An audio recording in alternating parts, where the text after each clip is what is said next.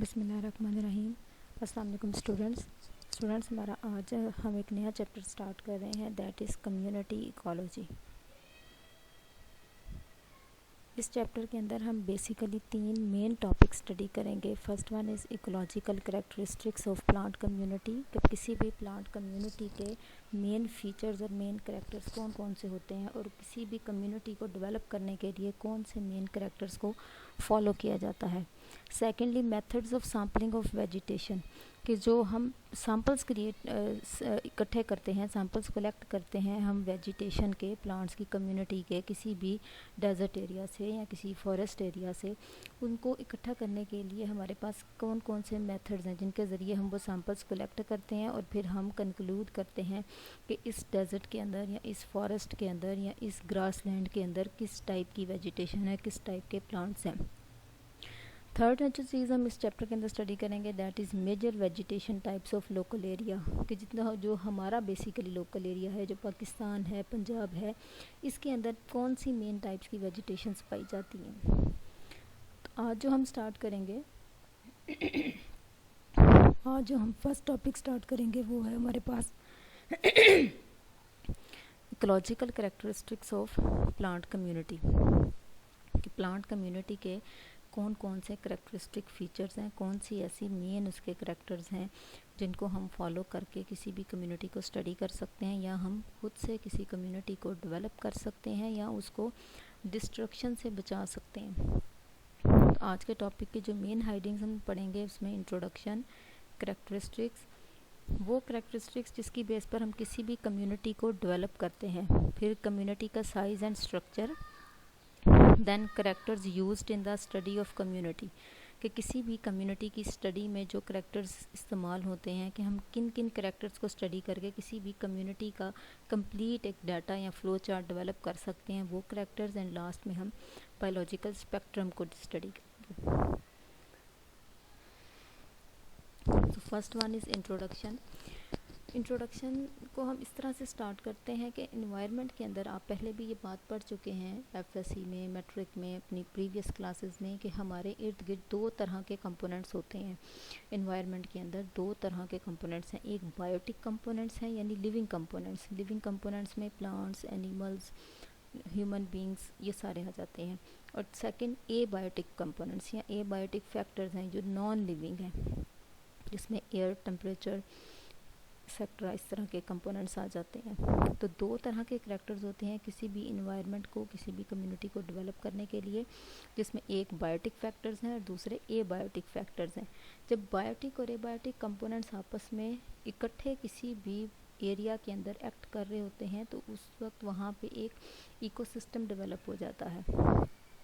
उसके जो करैक्टरिस्टिक्स होते हैं उसको हम फॉलो करते हुए डिफ़ाइन करते हैं कि यहाँ पर किस टाइप की कम्युनिटी है।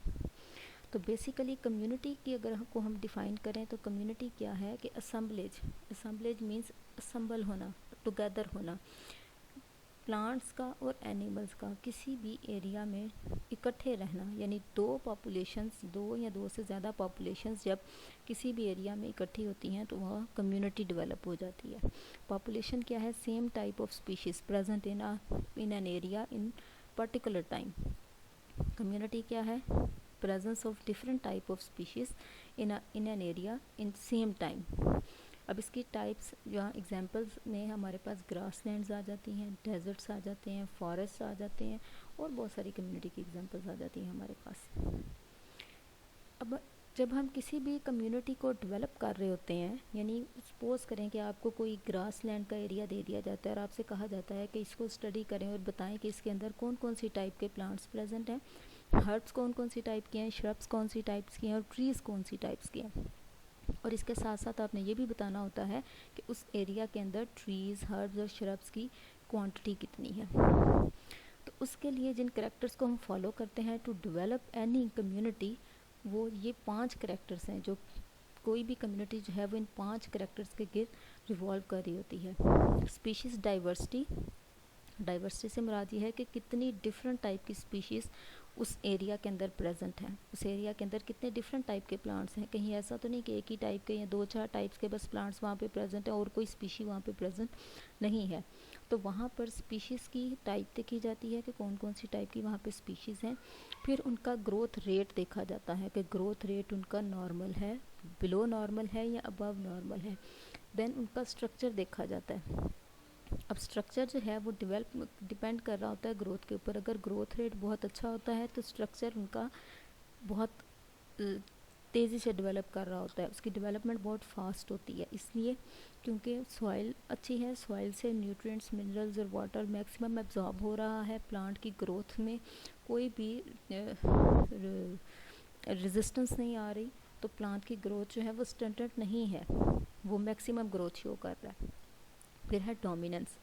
डोमिनेंस से मुराद ये है कि उस एरिया के अंदर, उस कम्युनिटी के अंदर कौन सी स्पीशीज़ सबसे ज़्यादा है। जो स्पीशीज़ सबसे ज़्यादा होगी उसको हम डोमिनेंट स्पीशी कहते हैं, यानी वो बाकी स्पीशीज़ के ऊपर डोमिनेट कर रही है। देन सक्सेशन, और लास्ट में हम ट्रॉफिक लेवल्स को स्टडी करेंगे इसके अंदर। अब फर्स्ट है स्पीशीज़ डाइवर्सिटी। स्पीशीज़ डाइवर्सिटी के अंदर जो बायोटिक कम्युनिटी है उसके अंदर हमारे पास 3 तरह की चीज़ें आती हैं, producers, consumers and decomposers. Producers क्या हैं? प्लांट्स, जो कि अपनी फूड को खुद से प्रोड्यूस कर रहे हैं with the help of photosynthesis.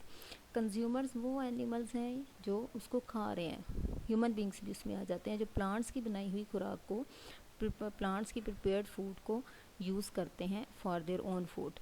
और डीकम्पोजर्स क्या हैं कि जब कंज्यूमर्स या प्रोड्यूसर्स की डेथ हो जाती है, उनकी बॉडी को वो डिके करते हैं, डिकम्पोज करते हैं, इतना ज़्यादा ब्रेक डाउन कर देते हैं कि वो स्मॉलर से स्मॉलर पार्टिकल के अंदर कन्वर्ट होके सॉइल का पार्ट बन जाते हैं, और फिर वो एक्ट करते हैं एज अ नेचुरल फर्टिलाइज़र।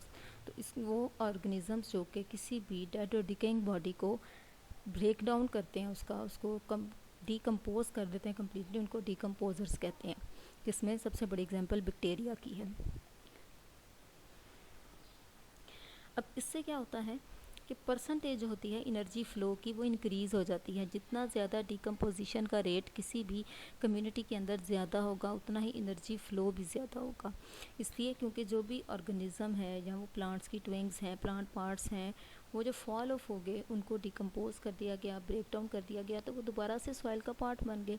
और जब वो दोबारा से सॉइल का पार्ट बन गए तो ये जो डेड ऑर्गेनिक मैटर होता है या डिकम्पोजिंग मटीरियल्स होते हैं, इनके अंदर नाइट्रोजन की मिकदार सबसे ज़्यादा होती है।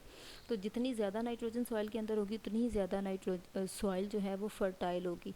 तो बेसिकली ये सॉइल की फर्टिलिटी को इंक्रीज़ कर रहे हैं। सेकेंड है ग्रोथ एंड स्ट्रक्चर। अब प्लांट की ग्रोथ कैसी है, जिस कम्युनिटी को हम स्टडी कर रहे हैं, हमें ये देखना है कि उसके अंदर जितनी भी टाइप्स के प्लांट्स हैं उन सब का ग्रोथ रेट क्या है। कहीं वो एवरेज तो नहीं है कि उसकी बहुत कम हमें स्पीशीज़ मिली हैं, कहीं कहीं पे हैं उनकी ग्रोथ भी स्टैंडर्ड है, उनकी हाइट भी ज़्यादा नहीं है, उनकी यील्डिंग प्रोडक्ट्स भी ज़्यादा नहीं है। तो ग्रोथ और सेकंड उसका स्ट्रक्चर, कि उसका स्ट्रक्चर जो है वो नॉर्मल जैसी उस स्पीशी का स्ट्रक्चर होता है, यानी ये कुछ के ब्रॉड लीव्स होते हैं, कुछ के नैरो लीव्स होते हैं, कुछ के स्मॉल लीव्स होते हैं। तो उसके अकॉर्डिंग के उनकी ग्रोथ रेट ठीक है, उनका स्ट्रक्चर एबनॉर्मल तो नहीं है किसी न्यूट्रिएंट की कमी की वजह से। Then dominance. अब डोमिनेंस कोई भी ऐसी स्पीशी जो कि उस कम्युनिटी के अंदर सबसे ज़्यादा तादाद में पाई जाएगी, उसको हम डोमिनेंट स्पीशी कहेंगे। तो किसी भी इकोलॉजिकल एरिया के अंदर जब किसी स्पीशी की तादाद मैक्सिमम हो जाती है तो उसको हम उस एरिया की, सिर्फ उस पर्टिकुलर एरिया की डोमिनेंट स्पीशी कहते हैं। तो बेसिकली अभी तक हमने 3 कैरेक्टर्स को स्टडी किया जिनकी बेस पर हम किसी भी कम्युनिटी को स्टडी करते हैं। सबसे पहले उसके अंदर हम स्पीशीज़ की डाइवर्सिटी को चेक करते हैं, उसके बाद उन जो स्पीशीज़, प्लांट स्पीशीज़, क्योंकि हम प्लांट्स को स्टडी कर रहे हैं तो हम सिर्फ इसमें प्लांट की स्पीशीज़ को स्टडी करेंगे। तो वहाँ पर जो प्लांट स्पीशीज़ पाई जाती हैं उनके ग्रोथ और स्ट्रक्चर को स्टडी करेंगे। उसके बाद हम डोमिनेंस रेट देखेंगे कि कौन कौन सी स्पीशीज़ जो हैं वो इकोलॉजिकली डोमिनेंट है, वहाँ पे उनकी तादाद ज़्यादा है और उनका ग्रोथ रेट भी बड़ा मैक्सिमम है वहाँ पे। दैन सक्सेशन है। सक्सेशन का बड़ा इंपॉर्टेंट रोल होता है किसी भी कम्युनिटी की डेवलपमेंट के अंदर, क्योंकि ये टाइम टू टाइम चेंज होती है, डायरेक्शनल होती है और टाइम टू टाइम चेंज होती है, और इसके चेंज होने से वहाँ पर किसी भी कम्युनिटी की डेवलपमेंट में बहुत ज़्यादा हेल्प आउट होती है। फिर ट्रॉफिक लेवल्स आ जाते हैं। ट्रॉफिक लेवल्स में क्या होता है, 3 एक्चुअली हमारे पास बेसिक ट्रॉफिक लेवल्स हैं, producers, consumers and decomposers. Producers plants जो कि अपनी खुराक खुद तैयार करते हैं और उनकी बनाई हुई खुराक को हम भी एज अ फूड यूज़ करते हैं। कंज्यूमर्स यानी एनिमल्स और ह्यूमन बींग्स जो कि प्लांट्स की प्रोड्यूस की हुई फूड को एज अ फूड यूज़ करते हैं, वो अपनी खुराक खुद तैयार नहीं कर सकते, वो किसी और की बनाई हुई खुराक को इस्तेमाल करते हैं। फिर डिकम्पोजर्स जो कि कंज्यूमर्स और प्रोड्यूसर्स की जब डेथ हो जाती है तो उसकी बॉडी को डिकम्पोज करते हैं, और डेड ऑर्गेनिक मैटर को भी, सिर्फ डेड बॉडीज़ को नहीं, एक्सक्रीटा या डेड ऑर्गेनिक मैटर को भी डिकम्पोज करते हैं, ब्रेक डाउन करते हैं, स्मॉल से स्मॉलेस्ट पार्टिकल के अंदर उसको कन्वर्ट कर देते हैं और फिर वो सॉइल का पार्ट बन जाता है। और जब वो नाइट्रोजनस पार्टिकल्स या नाइट्रोजनस कंपाउंड सॉइल का पार्ट बन जाते हैं तो सॉइल की फर्टिलिटी मैक्सिमम हो जाती है। उसके बाद जो सेकंड चीज़ हम किसी भी कम्युनिटी को स्टडी करते हुए देखते हैं, हम देखते हैं कि उसका साइज़ के साथ कितना है, यानी वो जो कम्युनिटी है वो कितने एरिया में है। अगर हम किसी फॉरेस्ट को स्टडी कर रहे हैं तो हमें उसका एरिया जो है वो स्क्वायर पर किलोमीटर में नोट करना होगा कि ये कितने थाउजेंड स्क्वायर्स के अंदर, कितने किलोमीटर्स के अंदर ये फैली हुई है, इसकी रेंज कितनी है, ये कितने एरिया को कवर कर रही है। फिर उसका स्ट्रक्चर कैसा है, उसके अंदर सॉइल की टाइप कौन सी है। फिर उसकी हम देखेंगे कि किस तरह की वहाँ पर वेजिटेशन पाई जाती है। तो जब हम साइज़ को स्टडी करते हैं तो साइज़ में एक तो हम उसका एरिया फाइंड आउट करते हैं कि वो कितने एरिया में है, कितने किलोमीटर्स में है, कितने, अगर हम उसको किलोमीटर्स में देख रहे हैं तो अगर हम फॉरेस्ट को स्टडी करते हैं तो फॉरेस्ट तो 1000 किलोमीटर्स में होते हैं, उनका एरिया बहुत बड़ा होता है। अगर हम डेजर्ट्स को भी स्टडी करें तो डेजर्ट्स भी 1000 किलोमीटर्स में उनका एरिया आता है। फिर साइज़ जो है कुछ कम्युनिटीज़ का स्मॉल भी हो सकता है। प्लांट्स और एनिमल्स की कम्युनिटीज़ का साइज़ तो आपको किलोमीटर्स में मिलेगा, लेकिन अगर आप माइक्रो ऑर्गेनिजम्स की कम्युनिटी को देखें तो माइक्रो ऑर्गेनिजम्स की जो कम्युनिटीज़ हैं वो बहुत छोटी होती हैं, क्योंकि माइक्रो ऑर्गेनिजम्स तो वैसे ही हमें आम आँख से नज़र नहीं आ रहे, और अगर कहीं पर उनकी कम्युनिटी भी है तो भी वो हमें नज़र नहीं आते क्योंकि वो इतने छोटे होते हैं। तो उनकी जो कम्युनिटी होती है वो साइज़ में बहुत छोटी होती है। अगर तो वो ग्रो करके एक पूरा कल्चर बना लें फिर हम उनको देख सकते हैं, अदरवाइज़ वो हमें विजिबल नहीं होते। लेकिन पूरी कॉलोनी की फॉर्म में, पूरे कल्चर की फॉर्म में हम उसको देख सकते हैं, सिंगल इंडिविजुअल की फॉर्म में हम उसको नहीं देख सकते। फिर स्ट्रक्चर है, स्ट्रक्चर के लिहाज से कम्युनिटीज़ दो तरह की होती हैं, एक ओपन और एक क्लोज्ड। ओपन कम्युनिटी ऐसी कम्युनिटी होती है जिसमें जो स्पीशीज़ होती हैं प्लांट्स की वो एक दूसरे से बहुत फासले पे होती हैं, यानी एक आप सपोज़ कर लें कि 1 किलोमीटर के एरिया में हार्डली एक स्पीशी की 3 वहाँ पे प्लांट्स होंगे। यानी अगर आप देखते हैं, एग्जांपल लेते हैं डलबर्जिया की, डलबर्जिया सिसु जिसको शीशम भी कहते हैं, उस दरख्त की तो 1 किलोमीटर में वो 1-2 या मैक्सिमम 3 दरख्त होंगे। ऐसी कम्युनिटी को हम कहेंगे कि ये ओपन कम्युनिटी है जिसमें किसी भी स्पीशी की जो तादाद है वो बहुत कम है और एक स्पीशी से दूसरी स्पीशी का फासला बहुत ज़्यादा है। क्लोज्ड कम्युनिटी ऐसी होती है जिसमें प्लांट्स की तादाद बहुत ज़्यादा होती है, प्लांट्स एक दूसरे के बहुत करीब होते हैं and most of the times बहुत सारी स्पीशीज़ एक ही एरिया में एक साथ ग्रो कर रही होती हैं। अब हम बेसिक करैक्टर्स को स्टडी करेंगे कि किसी भी कम्युनिटी को, पहले जो हमने करैक्टर्स पढ़े थे वो की पॉइंट्स थे जो हम किसी भी कम्युनिटी को स्टडी करने के लिए फॉलो करते हैं। अब हम कम्युनिटी के एक्चुअली करैक्टर्स को स्टडी करेंगे। अब वो करैक्टर्स जो हैं एनालिटिकल करैक्टर्स हैं। बेसिकली एनालिटिकल करैक्टर्स ऐसे होते हैं जिसमें हम एनालाइज करते हैं, स्टडी करते हैं उस कम्युनिटी के कि उसकी एरिया एक्सपेंडिचर को, उस कम्युनिटी की के फैलाव को, कि वो कितना एरिया कवर कर रही है, उसके अंदर किस किस टाइप के प्लांट्स हैं और वो किस तरह से इर्द गिर्द के इन्वायरमेंट के लिए या लोगों के लिए या जानवरों के लिए बेनिफिशियल हैं। तो एनालिटिकल करैक्टर्स को फर्दर 2 टाइप्स में डिवाइड किया जाता है, क्वांटिटेटिव एंड क्वालिटेटिव। जब हम क्वांटिटेटिव करैक्टर्स को स्टडी करते हैं तो उसमें हम क्वांटिटी बेस्ड रिजल्ट्स लेकर आते हैं, क्वांटिटी बेस्ड रिसर्च करते हैं। अगर हम क्वालिटेटिव करैक्टर्स की तरफ जाते हैं तो क्वालिटेटिव करैक्टर्स में ऐसा होता है कि हम उन करैक्टर्स की क्वालिटीज़ को चेक करते हैं। क्वांटिटेटिव करैक्टर्स को फर्दर 4 टाइप्स में डिवाइड किया गया है, frequency, density, abundance and cover basal area. Then quantitative की भी फर्दर टाइप्स हैं, quality, physiognomy, phenology, stratification, vitality and life forms. Then quantitative characters.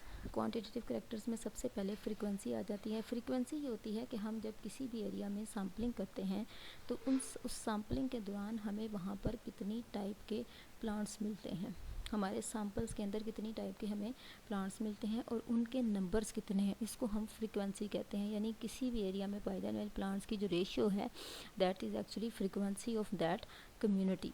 उस स्पेसिफिक स्पीशी की उस कम्युनिटी के अंदर वो फ्रीक्वेंसी है, यानी उसका नंबर है।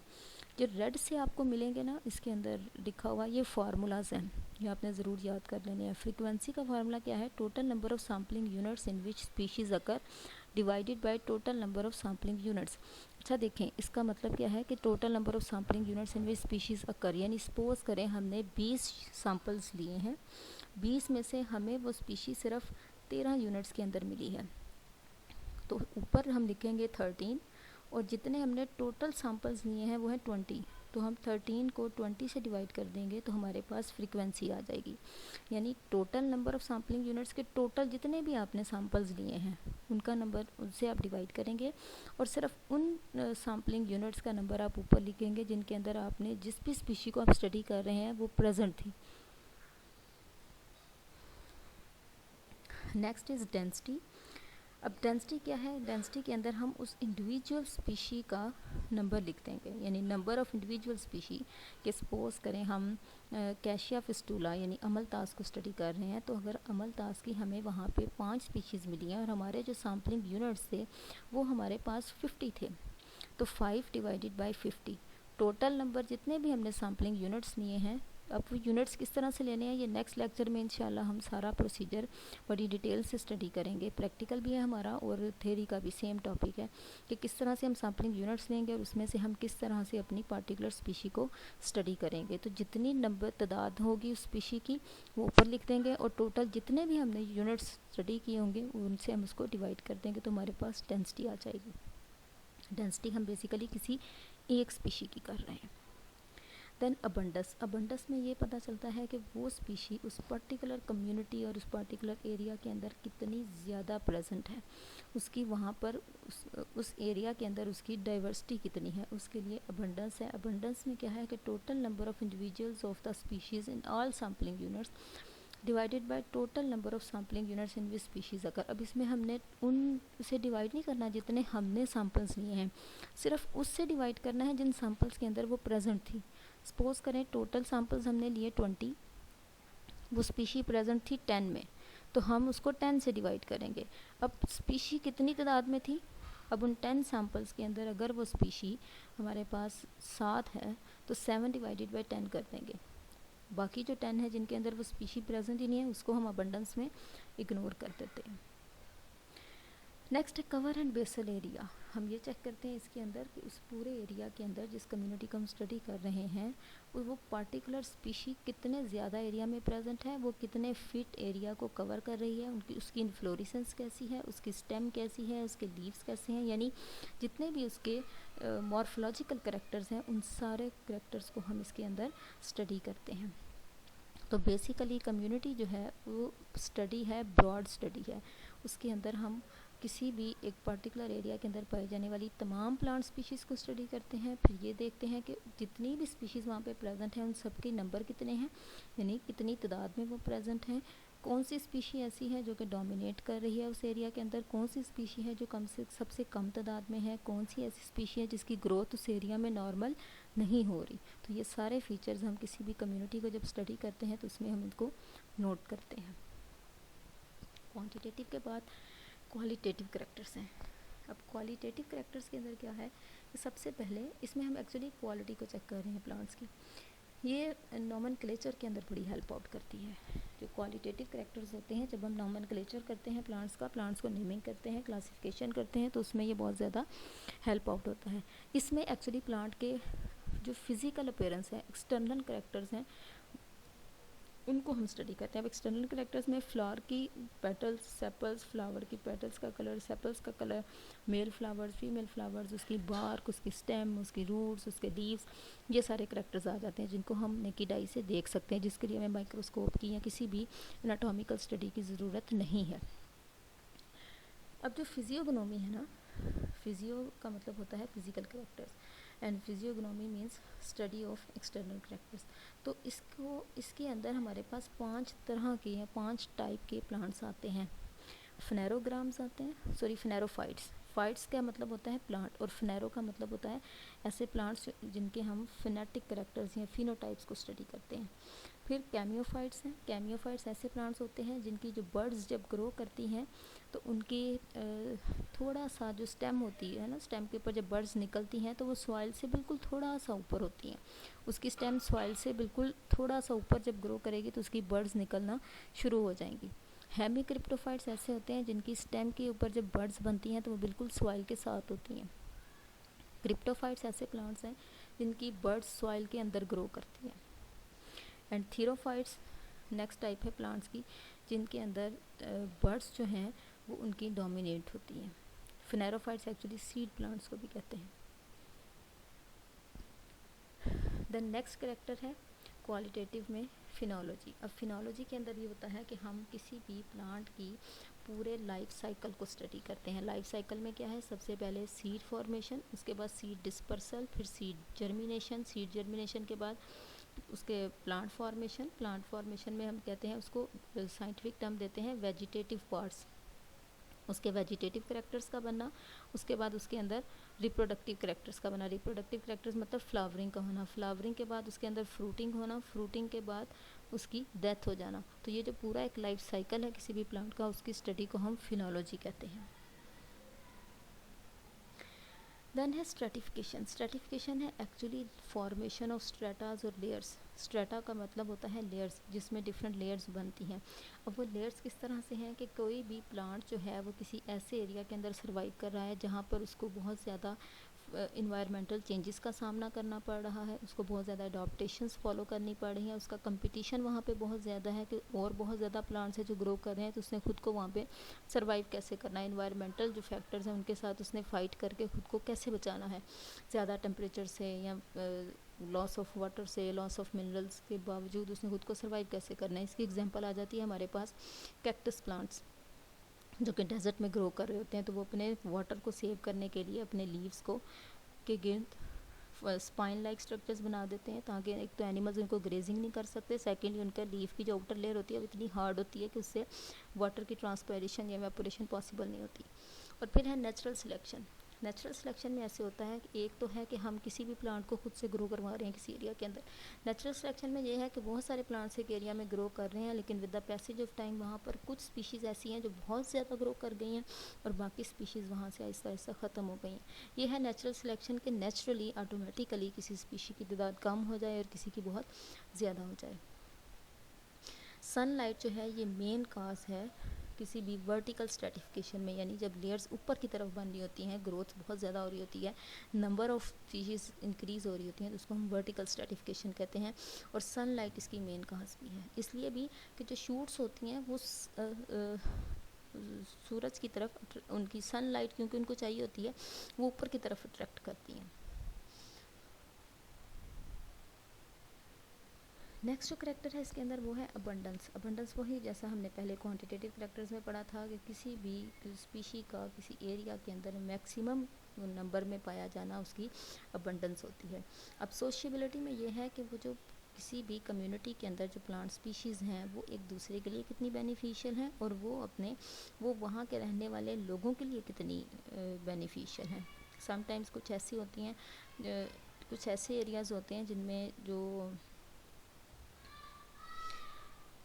स्पीशीज़ जो होती हैं ना वो एक दूसरे के लिए बैरियर बन रही होती हैं, रेजिस्टेंस क्रिएट करने की बजाय वो एक दूसरे को बैरियर प्रोवाइड कर रही होती हैं, एक दूसरे को हेल्प प्रोवाइड कर रही होती हैं ग्रो करने के लिए। या समटाइम्स जैसे हमने एक्टोमाइकोराइज़ा पढ़े थे, बस उसकी डेफिनेशन और थोड़ा सा ही पढ़ा था, लेकिन अगर आप उसको रिमाइंड करें तो एक्टोमाइकोराइज़ा में क्या है कि वो इतनी ज़्यादा वास्ट उसका घेराव है सॉइल के अंदर कि एक प्लांट की रूट जो है वो दूसरे प्लांट की रूट से ऑटोमेटिकली कनेक्ट की हुई है with the help of that ectomycorrhiza. तो ये सोशिएबिलिटी ये है कि प्लांट्स का स्पीशीज़ का बिहेवियर, उनकी बेटर ग्रोथ और एक दूसरे के एक वक्त में एक ही एरिया के अंदर बहुत सारी स्पीशीज़ का एक साथ ग्रो करना, दैट इज़ सोशिएबिलिटी।